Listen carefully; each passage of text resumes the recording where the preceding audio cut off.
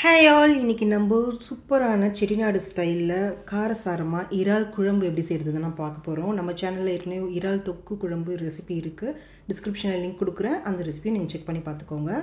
செம்ம டேஸ்டியாக இருக்கும், கண்டிப்பாக ட்ரை பண்ணி பாருங்கள். வீடியோ மறக்காமல் சேவ் பண்ணி வச்சுக்கோங்க. இதுக்கு முதல்ல நம்ம செட்டிநாடு ஸ்டைலில் மசாலா ரெடி பண்ணிக்கலாம்.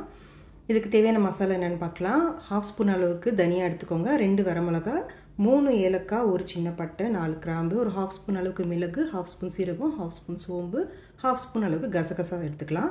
இப்போ இதை நம்ம மிதமான தீயில் நல்லா வறுத்து எடுத்துக்கலாம். நல்லா வாசனை வர அளவுக்கு லோ ஃப்ளேமில் வச்சு நல்லா வறுத்து எடுத்துக்கோங்க. கசகசா சீக்கிரமாக கருகிடும், அதனால் லோ ஃப்ளேமில் வச்சு நல்லா வறுத்துட்டு இது நல்லா ஆற வச்சு பவுடரை அரைச்சி தனியாக எடுத்து வச்சுக்கலாம். இப்போ பேனில் 6 ஸ்பூன் அளவுக்கு எண்ணெய் சேர்த்துருக்கேன். நல்லெண்ணெய் சேர்த்துக்கோங்க. நல்லெண்ணெய் சேர்த்திங்கன்னா டேஸ்ட் ரொம்ப நல்லாயிருக்கும். எண்ணெய் காஞ்சதும் 6 ஸ்பூன் கடுகு சேர்த்துட்டு 150 கிராம் அளவுக்கு சின்ன வெங்காயத்தை பொடியாக நறுக்கி சேர்த்துருக்கேன். இதுக்கு சின்ன வெங்காயம் சேர்த்துக்கோங்க, டேஸ்ட் இன்னும் சூப்பராக வரும். கொஞ்சமாக கருவேப்பிலை சேர்த்துட்டு 2 பச்சை மிளகாவை இது போல் கீனி சேர்த்துக்கோங்க. சேர்த்துட்டு இப்போ இது நல்லா மிதமான தீயில் வதக்கி விட்டுக்கலாம். வெங்காயம் நல்லா நிறம் மாதிரி லைட் ப்ரௌனாக வரணும், அந்த அளவுக்கு இது நல்லா வதக்கி விட்டுக்கோங்க. இறால் குழம்பு, இறால் தொக்கு இது எல்லாத்துக்குமே வெங்காயம் தக்காளி எந்த அளவுக்கு நல்லா நீங்கள் வதக்கி எடுக்கிறீங்களோ அந்தளவுக்கு டேஸ்ட்டு சூப்பராக வரும். இந்த அளவுக்கு நல்லா கலர் மாதிரி வதங்கி வந்த பிறகு 1 டீஸ்பூன் அளவுக்கு இஞ்சி பூண்டு விழுது சேர்த்துக்கலாம்.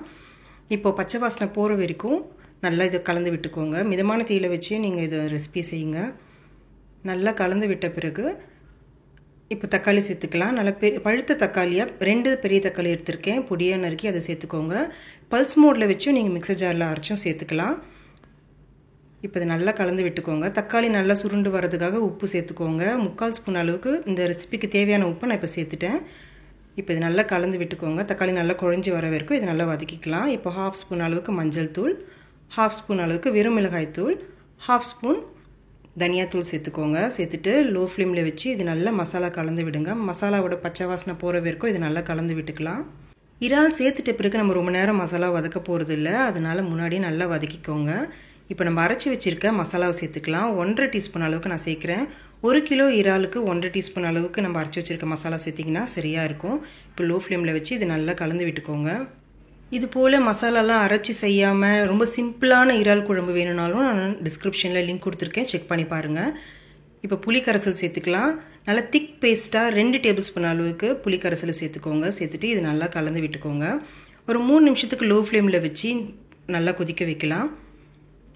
இப்போ எண்ணெய் பிரிஞ்சு வந்திருக்கு பாருங்கள், ஒரு 3 நிமிஷம் போல் இது நல்லா கொதி வந்துடுச்சு. இப்போ நம்ம தேவையான அளவுக்கு தண்ணி சேர்த்துக்கலாம். குழம்போட கன்சிஸ்டன்சி உங்களுக்கு எந்த அளவுக்கு தேவையோ அந்த அளவுக்கு தண்ணி சேர்த்துக்கோங்க. நான் 2 கப் அளவுக்கு தண்ணி சேர்த்துருக்கேன்.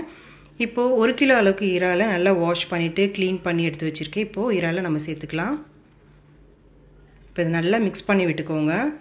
இறால் ரொம்ப சீக்கிரமாக வெந்து வந்துடுங்க. ரொம்ப நேரம் நம்ம கொதிக்க வைக்கணும்னு கிடையாது. 5 நிமிஷம் இது அதிகபட்சம் நம்ம கொதிக்க வச்சிங்கனாலே போதும்.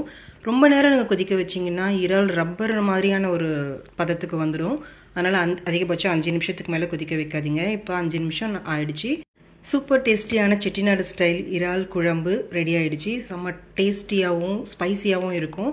இட்லி, தோசை, சப்பாத்தி, ரைஸ்னு எல்லாத்துக்குமே இது ரொம்பவே சூப்பராக இருக்குங்க. கண்டிப்பாக ட்ரை பண்ணி பாருங்கள். மறக்காமல் வீடியோவை சேவ் பண்ணி வச்சுக்கோங்க. உங்களுக்கு இந்த ரெசிபி பிடிச்சிருந்துச்சுன்னா உங்கள் ஃப்ரெண்ட்ஸ் அண்ட் ஃபேமிலி கூட இந்த வீடியோவை ஷேர் பண்ணிக்கோங்க.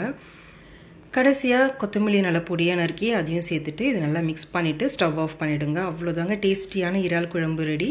கண்டிப்பாக ட்ரை பண்ணி பார்த்துட்டு எப்படி இருந்துச்சுன்னு சொல்லுங்கள். Thank you friends.